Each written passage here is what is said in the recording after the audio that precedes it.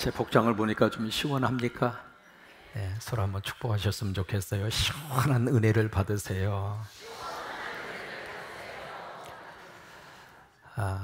오늘 설교의 제목이 형식보다 내용이 우선입니다 라고 하는 주제를 가지고 말씀의 은혜를 함께 받습니다. 여러분, 여기 그릇이라고 하는 형식이 있습니다. 그릇이라고 하는 폼이 바로 여기에 있는 거죠. 근데 이 그릇이라고 하는 이 형식은, 중요한 것은 이 속에 어떤 컨텐트, 내용물을 담느냐에 따라서 이 그릇이 가지고 있는 이름과 그릇에 대한 가치가 완전히 달라집니다. 예를 들면 같은 그릇입니다만은 여기다 물을 채우면 무슨 그릇이 돼요? 굉장히 쉽습니다. 밥을 채우면, 국을 채우면 웬만하면 따라서 하시는 게 서로 좋습니다. 그러면 이 그릇, 폼이라고 하는 이 속에다가 금을 채우면 무슨 그릇이 돼요? 금그릇이 돼요. 그러면 물을 채웠을 때하고 내용물이 물로 채워졌을 때하고 금으로 채워졌을 때하고 이름도 다르지만 가치도 완전히 어떻게 돼요? 달라져요. 여러분, 똑같은 삶의 원리를 우리들이 스스로가 가지고 있습니다. 나라고 하는 존재는 어떤 의미에서 그릇이에요. 어떤 의미에서 하나의 폼이라고 볼 수가 있겠죠. 어떤 하나의 형식이에요. 근데 나라고 하는 그릇을 하나님이 어떻게 만들어 주셨는가? 질그릇으로 만들어 주셨어요. 이 세상의 모든 인간은 재료가 다 똑같습니다. 나도 질그릇이고 옆에 있는 분도 질그릇이고 우리가 모두가 다 질그릇. 그것을 통해서 하나님이 우리를 그릇으로 만들어 주셨거든요. 어떤 하나의 폼으로 만들어 주셨다는 거예요. 어떤 하나의 형식을 하나님이 우리에게 주셨는데, 중요한 것은 나라고 하는 이 그릇 속에 어떤 컨텐트, 내용물을 담느냐. 거기에 따라서 나라고 하는 존재 자체가 호칭도 달라지지만은 가치도, 밸류도 완전히 달라진다고 하는 거예요. 여러분, 내 속에다가 성령님을 모시면 나는 어떤 사람이 될까요? 성령의 사람이 돼요. 나라고 하는 이 존재의 그릇 속에다가 예수님을 담으면 내가 어떤 사람이 될까요? 예수의 사람이 돼요. 그러니까 하나님의 아들 예수님이 내 속에 들어오셔서 내 삶을 지금 가득하게 채우고 계신다면, 예수님을 지금 모시고 살고 있다면 나라고 하는 이 존재에 대한 그릇 자체가 이름도 달라질 뿐더러 또 하나 내 존재 가치가 달라진다 이거예요. 그럼 여러분 보세요. 나라고 하는 사람이 예수의 사람으로 바꾸어지는 순간 나에 대한 가치가 어느 정도 상승될까? 땅의 가치에서 하늘의 가치로. 그러면 나라고 하는 이 그릇, 이 폼, 이 속에다가 악한 영이 들어와서 내 마음과 심령 속에 채워지면 나는 어떤 사람이 돼요? 악한 사람이 돼요. 또 하나, 돈이 없으면 우리가 안 됩니다만은 우리 그릇, 이 인생이라고 하는 이 그릇과 이 형식, 이 폼 속에다가 돈만 담고 살면 무슨 그릇이 돼요? 어떤 사람이 돼요? 돈 사람이 돼요. 제가 살았던 LA 지역에는 미국 전역에서 홈리스 피어플이라고 해서 집이 없이 길거리에서 모든 거주를 하고 사는 홈리스 피어플들이 LA 지역으로 굉장히 많이 몰려 들어요. 왜냐하면 기후적으로 거기는 기온 자체가 집 없이도 길거리에서도 이렇게 숙식을 할 수 있고요. 그런 조건 때문에 많은 분들이 이제 LA 지역으로 홈리스 피어플들이 그렇게 많이 모여서 길거리에서 숙식을 하고 그렇게 사는데, 어느 날 이 홈리스 피어플로 살던 한 사람이 길거리에서 돌아가셨어요. 돌아가셔서 시에서 나와서 이분의 시신을 처리를 하는데, 이분이 늘 애지중지 평생 동안 끌고 다니는 전 재산, 그것이 바로 뭐냐면 쇼핑카라고 그래서, 여러분 쇼핑할 때 끌고 다니는 그거 있잖아요. 이분이 늘 끌고 다니는 전 재산이 그 쇼핑카예요. 그래서 시 관계자가, 시신도 그리고 연고자가 없으니까 그 나머지 유품을 정리하는데, 그 쇼핑카 안에서 뭘 발견했느냐면 현찰 뭉치를 발견했어요. 놀라세요. 얼마인가? 12만 달러. 여러분, 한국 돈으로 계산하면 1억 3천만 원입니다. 1억 3천만이라고 하는 그것을 현찰로, 100불짜리로 12만 달러를 그 쇼핑카 안에 현금 다발을 가지고 다녔는데, 그분이 돌아가신 사인이 바로 뭐냐면 영양실조.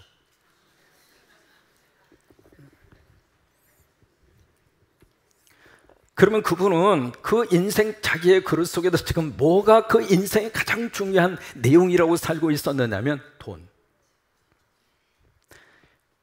그러니까 돈이 있으면서도 돈을 쓰지 못할 정도로 돈 그 자체가 그 사람의 내용이었다. 바로 그 말이에요. 여러분, 그런 것을 보면은 우리들에게 폼이 필요합니다마는 형식이 필요하고 어떤 그릇이 필요합니다마는 그릇과 형식보다도 더 중요한 것은 어떤 내용을 담겠느냐. 오늘 성경은 바로 그 문제를 우리로 하여금 예수님께서 다루고 있습니다. 1절을 보시면은 바리새인들, 서기관들이 예루살렘에서 갈릴리까지 파견을 나옵니다. 이 사람들이 예수님에게 온 목적은 말씀을 받고 은혜를 받기 위해서 온 것이 아니라 예수님을 조사하기 위해서. 왜냐하면 갈릴리에서 일어난 그 소문이 중앙정부가 있는 예루살렘까지 그 소문을 들은 거예요. 그래서 도대체 무슨 일이 갈릴리에서 벌어지고 있는가, 그런 조사 차원에서 예수님에게 왔어요. 와서 5절에 보시면 예수님의 제자들에 대해서 한마디 던집니다. 5절에 보시면 그렇게 지금 던지고 있습니다. 어찌하여 당신의 제자들은, 지금까지 쭉 우리가 역사적으로 지키고 있는 장로의 전통, 그것이 하나의 폼이거든요. 그들이 가지고 있는 어떤 형식이에요. 어떤 그릇인데 그 장로의 전통을 당신의 제자들은 그것을 부정하고 부정한 손으로 떡을 먹나이까. 지금 예수님의 제자들을 와서 공식적으로 지금 꾸짖고 있는 거예요. 여러분, 만약에 남의 옆집에 있는 사람이 우리 자식 나무라면 기분이 좋아요? 뚜껑 열리죠. 만약에 남의 교회 교인들이 우리 성광교회 교인들을 가지고 막 제 앞에 와서 막 싫은 소리를 하면 제가 할렐루야 할 것 같아요? 열받치지. 우리 교인들이 어떤 교인들인데 두고 보기에도 아까울 정도로 너무 사랑이 넘치고 너무 하나님의 복을 받고, 제 눈에 넣어도 아프지 않을 정도로 너무 끔찍히 사랑스러운 존재가 바로 여러분인데, 괜히 다른 사람이 와서 막 그것을 가지고 막 이렇게 저렇게 평가를 하고 이야기를 하면 기분 좋을 리가 없죠. 지금 예수님이 같은 심정이에요. 그럼 이 사람들이 지금 딴지를 걸고 있는 그 내용이 바로 뭐냐면 장로의 전통입니다. 그 장로의 전통이라고 하는 것은 그 유대인들 사회 속에서 오랫동안 해오던 하나의 습관화되어져 있는 하나의 일정한 그들의 삶의 폼이에요. 형식이라고 말해요. 그것을 가르쳐서 뭐라고 이야기하는가? 정결법이라 그렇게 이야기를 합니다. 이 정결법의 근거가 레위기서 11장에서 16장까지 그 근거를 성경에서 찾을 수가 있습니다. 거기에 보시면은 하나님이 철저하게 구별을 하셨어요. 사람도 구별을 하셨고, 동물도 정결한 동물, 부정한 동물을 구별을 하셨고, 그리고 먹는 음식도 정결한 음식, 그렇지 않는 음식을 구별을 했고, 또 하나 장소도 구별을 했고, 물건도 구별을 했고. 그렇게 구별을 한 이유가 있습니다. 그것이 바로 뭐냐면 레위기서라고 하는 이 성경이 가지고 있는 주제가 딱 하나입니다. 내가 거룩하니 너희도 거룩해라. 그 말씀을 통해서 구별을 한 거거든요. 부정한 것과 더러운 것과 깨끗한 것을 그래서 구별을 하신 거예요. 그래서 그것에 근거를 두고 나온 것이 바로 뭐냐면 음식을 먹기 전에 손을 씻어라. 여러분, 이 법 자체가 결코 나쁜 건 아니잖아요. 음식을 먹기 전에 손을 깨끗이 씻고 정결한 상태에서 그렇게 음식을 먹어라. 이 정결법이 생기게 된 그 동기 자체는 너무 소중하고 너무나 귀해요. 여러분, 우리가 먹는 이 식탁 누가 주셨을까? 하나님이 주셨어요. 그저 생긴 게 아닙니다. 내가 경제적인 능력이 있어서 돈을 내고 내가 식탁을 차리고 맛있는 것을 내 능력에 따라서 지금 먹고 살고 있다, 그렇게 생각할지 모르지만은 궁극적으로 그 모든 식탁은 누가 허락을 하셔야 되는가? 하나님이 주셔야 돼요. 그래서 식탁에서 준비되어지는 이 식탁, 음식, 그 다음에 식탁을 우리가 마주 대할 때마다 그래서 감사하는 마음으로 식사하기 전에 뭘 해요? 감사하기도 하는 거예요. 하나님 먹게 해주셔서 감사합니다. 바로 여러분, 식탁이 하나님께서 공급해 주셔서 먹을 수 있는 식탁이 날마다 채워지기를 바랍니다. 일용할 양식을 채워주시기를 바랍니다. 그래서 감사하는 마음으로 우리가 식탁을 대하고 감사 기도를 하고 그리고 우리가 식사를 하잖아요. 특별히 여러분, 오늘 삼배배 마치고 식당에 올라가서 식사하실 때 드실 수 있는 것만큼만 드세요. 여러분, 많이 드시는 것 절대로 뭐라고 하는 게 아닙니다. 드세요. 양껏 드세요. 그러나 너무 많이 가지고 가셔서 남기지 마세요. 남기기만 해봐라. 그냥. 왜냐하면 그 식탁을 지금 누가 주셨어요? 하나님이 주셨잖아요. 그리고 그 식탁이 어떻게 해서 준비가 됐어요? 여러분, 헌금으로 준비돼요. 너무 소중하게 준비된 식탁이잖아요. 그러니까 낭비가 있으면 안 돼요. 여러분, 낭비하는 것은 하나님 앞에 죄를 짓는 거예요. 절대 그렇게 하지 마세요. 조금 가서 잡수시고 또 가서 잡수시고 또 가서 잡수시고 7번 잡수셔도 뭐라고 안 해요. 근데 너무 많이 담으셔가지고 다 못 드시고 그것을 버리면 그건 하나님이 기뻐하지 않는다 이 말이에요. 그래서 식사하기 전에 하나님 앞에 감사기도 하고, 그것은 너무 귀한, 너무 당연한 믿음의 그런 행동의 모습 아니겠어요? 마찬가지입니다. 지금 여기 손을 씻는 것도 마찬가지예요. 좋은 의도에서 하나님이 주신 이 거룩한 식탁을 그냥 맨손으로 먹을 수 없다 이거. 그렇게 해서 정결법이 생겨나게 됐어요. 근데 이것이 시간이 가고 세월이 흐르면서 어떻게 형성이 되어졌느냐, 하나의 전통으로 바꾸어지면서 이 전통이 일정한 폼으로 고착화된 거예요. 그래서 손을 씻을 때 그냥 씻으면 안 됩니다. 손등이 반드시 위로 올라가야 돼요. 이렇게 되면 안 됩니다. 그것은 법을 어기는 거예요. 아니, 손을 씻을 때 이렇게도 씻을 수 있고 이렇게도 씻을 수 있고 그런 거잖아요. 그런데 이것이 일정한 하나의 형식화 되어지면서 손등은 반드시 위로 가야 되고, 그리고 손에다가 물을 씻을 때에도 그냥 물속에다 손을 담가서 씻는 것이 아니라 물을 떠서 여기다가 이렇게 부어야 돼요. 여기서부터 부어가지고 물이 쪼르르 내려와서 톡 떨어지게 해야 돼요. 그게 씻는 장로의 전통이란 말이에요. 아니, 법도 아주 희한한 법을 지금 만들어 놨잖아요. 그냥 식사 전에 기도하고 손 씻고 먹어라 그러면 되잖아요. 근데 이것을 구체적으로 손등을 몇 도 각도로 올리고 물을 얼마큼 떠서 어떻게 부어야 되고 뭐 그런 식으로 법으로 만들어서 그것을 어떤 형식으로 딱 만들어서 전통으로 딱 만들어 놓은 거예요. 여러분, 미국이라는 나라는 스테이트 주가 50개 주가 모아져서 그래서 유나이티드 스테이트라고 하는 말을 씁니다. 50개 주가 합쳐져서 나라를 형성하고 있는데, 미국이라는 나라는 참 재미있는 거가요, 이 연방법이라고 하는 게 있습니다. 전체적으로 통하는 연방법이고, 또 하나 각 스테이트 주마다 주법이 따로 있어요. 그리고 주법을 보면 아주 희한한 법이 참 많습니다. 몇 가지만 제가 소개를 해드릴게요. 알라바마라고 하는 그 주에서는 맨발로 운전을 하면 불법이에요.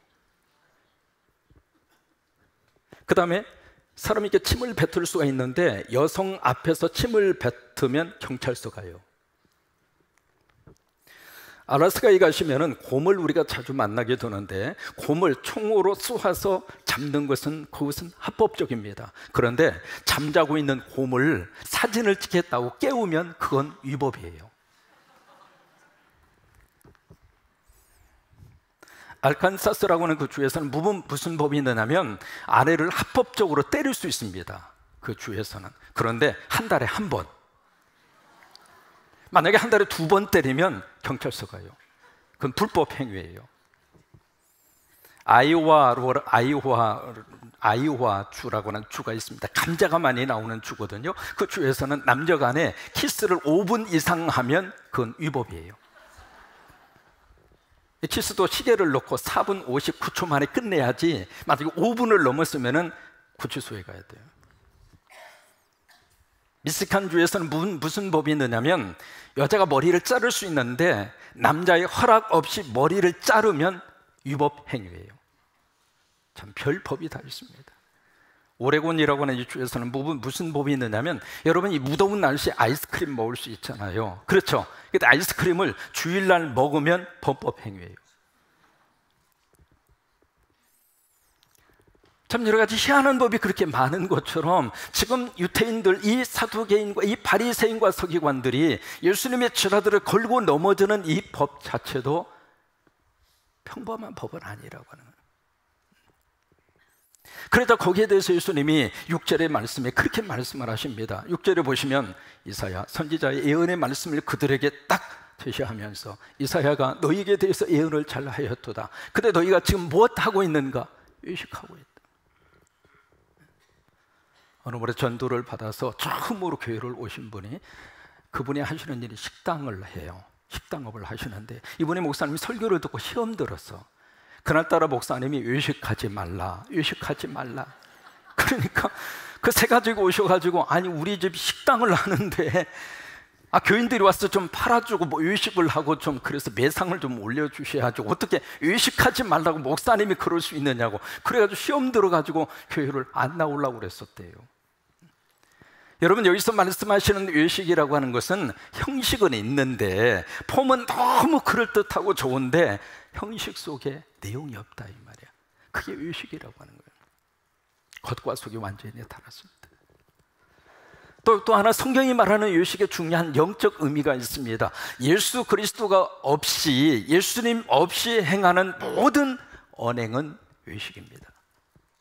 나름대로 열심도 있고 나름대로 충성도 하고, 그러나 그 속에 예수님이 없어요. 그러면 외식이라 그 말이에요. 그래서 이사야 29장의 말씀을 그들에게 인용하면서 그렇게 6절 하반절에 그렇게 말씀을 하세요. 이 백성이 입술로는 나를 공경하지만, 이 입술은 다른 말하면 폼이 있었다 그 말이에요. 어떤 그릇은 잘 갖추어져 있었다 그 말이거든요. 입술로 정말로 폼나게 주여도 부르짖고 아버지도 부르짖고 나름대로 형식은 잘 갖추었다 그 말이에요. 형식은 너무 좋았다 그 말이거든요. 그런데 형식은 그들이 가지고 있었지만은, 그러나 마음은 나에게서 멀었도다. 그 마음을 다른 말로 말하면 내용입니다. 형식은 좋은데 내용이 빠졌다 그 말이에요.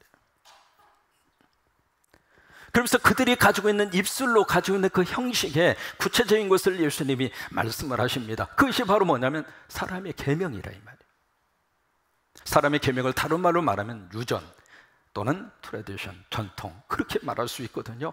그들이 사람의 어떤 계명, 지금까지 쭉 지켜 내려오는 어떤 유대의 사회 속에 어떤 신앙적인 생활을 하는 데 있어서 그들이 꼭 필요하다고 생각하는 형식으로 만들어진 사람의 계명, 어떤 전통, 그런 것들이 있었다. 근데 그것을 잘 지키기 위해서, 그 형식을 잘 그들이 갖추기 위해서 정말로 그들의 마음, 그들의 내용으로 담아야 될 하나님의 계명을 버리더라 이 말이에요. 이거 완전히 주객이 전도가 된 거죠. 그러면서 예수님이 한 가지 예를 들고 있습니다. 고르반 제도입니다. 이 고르반이라고 하는 말의 뜻은 하나님에게 바쳤다라고 하는 뜻이에요. 아람어입니다. 예수님이 직접 쓰신 언어거든요. 한번 해볼까요? 고르반, 하나님에게 바쳤다. 다시 한번 해볼까요? 하나님에게 바쳤다. 고르반, 제가 고르반 하면 해석하세요. 고르반, 하나님이 바쳤다, 그게 고르반이에요. 근데 이 제도는 그들이 처음에 이 제도를 만들 때, 이 형식을 만들 때 정말 하나님 잘 믿기 위해서 이걸 만든 거예요. 이것은 어떤 물건이 있잖아요. 이 물건을 고르반, 하나님에게 드렸습니다. 그 순간에 이 물건은 내 물건이 아니라 하나님의 물건이 돼요. 그래서 그 누구도 이 물건에 대해서 소유권을 주장을 할 수도 없고 하지도 않아요.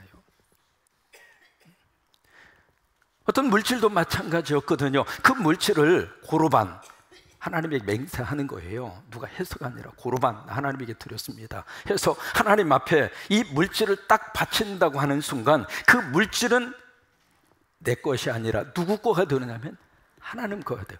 여러분, 이 고르반 제도는 너무 믿음 생활을 하는 데 있어서 정말 하나님 앞에 헌신적으로 신앙생활하기 위해서 만들어진 전통이고 형식이고 그릇이었어요. 근데 이것을 어떻게 그들이 악용을 했는가? 십계명에 보시면 하나님이 주신 계명이 있거든요. 하나님이 주신 말씀이 있어요. 오늘 여기서 10절에서 그렇게 말씀을 하십니다. 두 가지를 우리에게 말씀을 하시는데, 첫째로 바로 10절에 보시면 내 부모를 공경하라. 십계명이잖아요. 그러니까 내 부모를 공경하라. 그리고 두 번째는 내 아버지와 어머니를 모욕하는 자를 어떻게 하라고요? 그렇게까지 효를 강조하신 거예요. 그것이 하나님의 말씀이잖아요. 근데 그 하나님의 말씀, 그 내용을 그들이 정말 지켜야 되는데 그 내용은 쏙 빠지고, 고르반이라고 하는 그들이 가지고 있었던 신앙에 쭉 이어져 내려오던 전통과 형식, 그것만 붙들고 있더라 이 말이에요. 어떻게 그들이 이 고로반 제도를 악용을 했는가? 지금 부모님이 경제적으로 힘들어요. 근데 이 자녀가 지금 경제적으로 부모님을 좀 이렇게 서포트하고 도와드릴 수 있는 능력이 있어요. 여러분, 부모님에게 효도할 수 있는 가장 좋은 방법 뭐예요? 자동이체. 최고로 좋은 효도의 모습이에요. 인정하시면 끄떡끄떡. 자녀분들은 잘 봐놨다가 그렇게 하세요. 그러니까 자동이체처럼 우리 부모님들에게 효도할 수 있는 최고로 좋은 방법이 있는데, 이 자녀가 능력도 있고 얼마든지 부모를 이렇게 부양도 할 수 있고 효도도 할 수 있고, 그런데 이 자녀가 부모에게 하기 싫은 거예요. 그래서 어떻게 하느냐면 이 물질을 가지고 고로반 하나님 앞에 바쳤다 이거예요. 그 하나님에게 바쳤다고 그러고 그 물질을 하나님 앞에 바쳐서 정말 하나님의 사역을 위해서 십자가도 세우고 선교도 하고 이웃도 섬기고 그 일을 위해서 물질을 바쳤으면은 뭐라고 안 하죠. 근데 안 바치는 거예요. 아니, 바칠 마음이 없는 거예요. 거기다가 부모님에게까지 용돈 드리는 것이 싫은 거예요. 그러다 보니까 고로반이라고 하는 이 제도를 어떻게 해요? 악용하고 있는 거예요. 예수님이 이 말씀을 지적을 하면서 너희가 지금 가장 중요한 내용을 버리고 지금까지 쭉 가지고 있었던 전통과 형식과 그릇, 그것만 지금 붙들고 있는 거 아니냐 그 말이에요.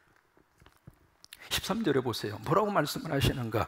너희가 전한 전통으로 하나님의 말씀을 폐하며. 그러니까 너희가 지금까지 가지고 있었던 폼, 형식, 그것 때문에 하나님의 말씀이 완전히 지금 폐하게 되었으며, 그 다음에 또 이 같은 일을 어떻게 해요? 많이 행하였느니라. 이게 고로반 제도, 그걸 하나로 끝난 게 아니라고 하는 거예요. 이런 일들이 많다고 하는 거예요.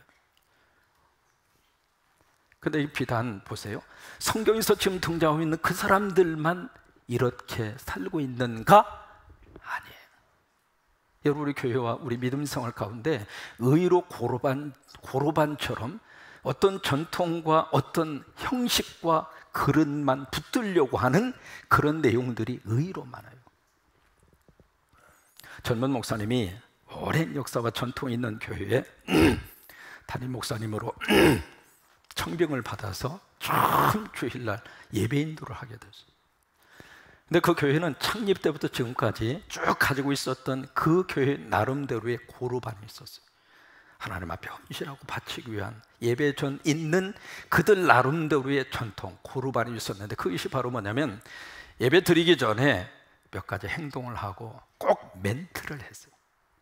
1, 2년 그렇게 한 것이 아니라 그 교회가 세워진 다음부터 그때까지.